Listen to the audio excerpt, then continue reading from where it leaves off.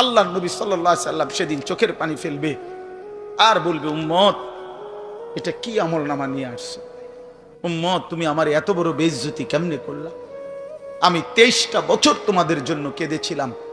সারা রাত এশার নামাজের পরে নবী দাঁড়াইছে কানতে কানতে, ফজরের আজান পর্যন্ত নবী উম্মতের জন্য দোয়া করছে আর চোখের পানি ফেলছে। তায়েফের পাথরের আঘাতে পিঠটা ছিদ্র করে ফেলছি, ক্ষুধার কষ্টে পেটে পাথর বেঁধেছিলাম। উহুদের দান দান শহীদ করা রক্ত নিয়ে উহুদের ময়দানে পড়েছিলাম বেহুশ হয়ে। ঘরের চুলায় 3 মাস আগুন জ্বলে নাই।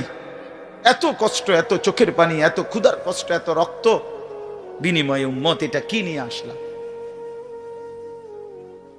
নামাজ কই, সেজদা কই, রুকু কই, ফজর জোহর আসর মাগরিব এশা কই, হারাম থেকে বাঁচা কই, হালাল উপার্জন কই, জিকির কই, তেলাওয়াত কই, আমার সুন্নত কই?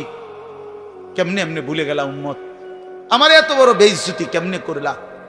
আমার এত বড় অপমান কেমনে করলা?